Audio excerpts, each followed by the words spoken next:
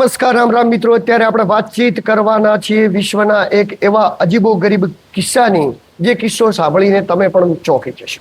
મિત્રો, વાતચીત એવી છે કે મોરોક્કો કરીને એક દેશ છે જેને સ્પેનની બોર્ડર ઉપર 60,000 કેદીઓને છોડી મૂક્યા અને પછી જે સ્પેનની હાલત થઈ એ તમામ વિશે આપણે ઊંડાણપૂર્વક વાતચીત કરવાના છીએ. પરંતુ એ પહેલા આપ મારી સ્ક્રીન ઉપર જે વિડીયો થઈ રહ્યા છે વિડીયો આપ જોઈ રહો.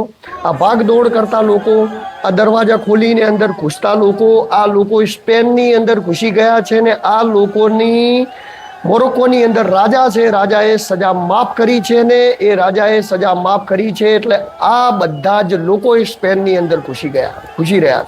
અને મિત્રો, એક નહીં, એક દિવસની અંદર લગભગ 60,000થી વધારે લોકો એ સ્પેનની અંદર ઘૂસી ગયા. અને સ્પેનની અંદર ઘૂસી ગયા ત્યારે સમગ્ર સ્પેનની પોલીસે હાથહત્તેર કરી લીધા. સ્પેનમાં અફરાતફરી મચી જઈ અને સ્પેનની અંદર ઘરે એ લોકો ઘૂસી પણ ગયા. તો આ સમગ્ર ઘટના બની. તો આ ઘટના કેવી રીતે બની? કોઈ દેશની સરહદ ઉપર 60,000થી વધારે લોકો ઘૂસી જાય, જેમ કે ભારતની સરહદ ઉપર પાકિસ્તાન, બાંગ્લાદેશ દેશ કે કોઈ પણ અન્ય જગ્યાએથી 50 કે 60,000 લોકો ઘૂસી જાય તો ભારતની હાલત શું થાય? પરંતુ એવું જ કંઈક સ્પેનનું થયું છે. વાતચીત કરવી છે વિગતે. પરંતુ આપ મારી ચેનલની અંદર નવા આવ્યા હો તો મારી ચેનલને લાઈક, સબસ્ક્રાઈબ, ફોલો કરી દો, જેથી હું આપના માટે આવા અદ્ભુત પ્રકારના વિડીયો બનાવતો.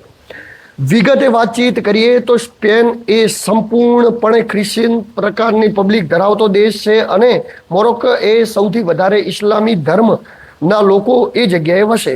આમ તો જો કે બંને દેશોની અંદર મુસ્લિમ, શીખ, હિન્દુ, ઈસાઈ બધા જ પ્રકારના લોકો વસે છે.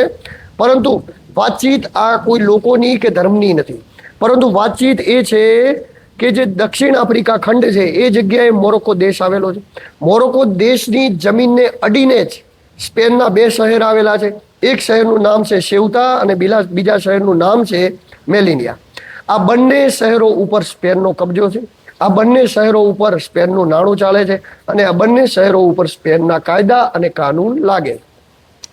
વાતચીત એવી છે કે દક્ષિણ આફ્રિકાને એકદમ અડીને આવેલા સેઉતા અને મેલિનિયા, જે આપ નકશાની માધ્યમથી પણ જોઈ શકો છો. ત્યારબાદ 14થી 17 કિમીનો જળમાર્ગ છે અને જે જળમાર્ગ બાદ સ્પેન શરૂ થાય છે. તો આને લઈ અને સતત આ લોકોને વિવાદ ચાલતો રહે છે. સ્પેનનો એવો દાવો છે કે સેઉતા અને મેલિનિયા બંને શહેરો અમારા છે, અમારો અભિયંગ છે, એ અમારી સંસ્કૃતિ જ છે, એટલા માટે અમારો એના ઉપર આજ દિવસ સુધી શાસન અને કબજો રહ્યો છે. આ બાજુ મોરોક્કોનો દાવો છે કે આ જમીની સ્તર ઉપર આ વિસ્તાર અમારા છે, પરંતુ આ વિસ્તાર એ અત્યારે સ્પેનના કબજામાં છે, જેને અમે છોડાવવા માંગીએ છીએ. આ બાબતે સતત એમને બોર્ડરને લઈને તણાવ રહે છે. સતત અન્ય બાબતે આ બંને દેશો વચ્ચે તણાવ રહે છે. આ બાબતના તણાવની અંદર એક એવી ઘટના ઘટી કે ફરીવાર હું તમને વિડીયો શેર કરાવી દઉં કે તમે ચોંકી જશો.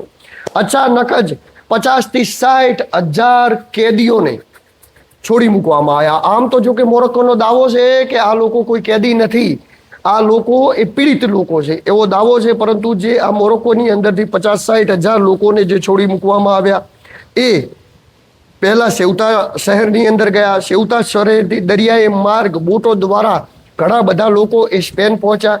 સ્પેનની અંદર જે તાર બનાવેલી હતી, એટલે કે લગભગ 8થી 10 ફૂટ ઊંચી તારની વાડ હતી, તારની વાડ કાપી અને સ્પેનની શહેરોની અંદર ઘૂસી ગયા. સ્પેન પોલીસે હાથહત્તેર કરી દીધા. ઘણા બધા લોકોને પકડી અને મોરોક્કો સરકાર જોડે વાતચીત કરીને મોરોક્કો દેશની અંદર પાછા મોકલવાની કાર્યવાહી પણ હાથ ધરવામાં આવી. પરંતુ અત્યારે તો સ્પેનના ઘરોમાં પણ આ લોકો ઘૂસી ગયા. પરંતુ આ મામલે જ્યારે ઊંડાણપૂર્વક વાતચીત કરતા એવી મળવામાં આવી છે કે એક બીજો વિડીયો મારા ડિસ્પ્લે ઉપર શેર થઈ રહ્યો છે. આ ટ્રકની અંદરથી જે લોકો ઉતરી રહ્યા છે, આ લોકો એ કોઈ મોરોક્કોના આમ લોકો નથી. આ લોકોએ ત્યાંના સજા પામેલા કેદીઓ છે, એટલે કે ત્યાંના અપરાધિત કરેલા, ગુનાની અંદર રહેલા, જેલની અંદર રહેલા લોકો છે.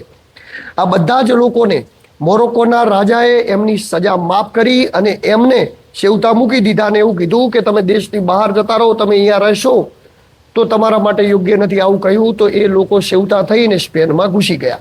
એટલે તમે એક વિચાર કરી શકો છો કે આ પ્રકારના અપરાધિક માનસિકતા ધરાવતા લોકોને જ્યારે સ્પેનની અંદર છોડી મૂકવામાં આવ્યા હોય તો એ સ્પેન દેશની અંદર અપરાધિક માનસિકતા ધરાવતા 60,000થી વધારે ક્રિમિનલો જ્યારે ઘૂસી ગયા હોય ત્યારે એ દેશની હાલત શું થઈ શકે છે તમે વિચાર કરી શકો છો.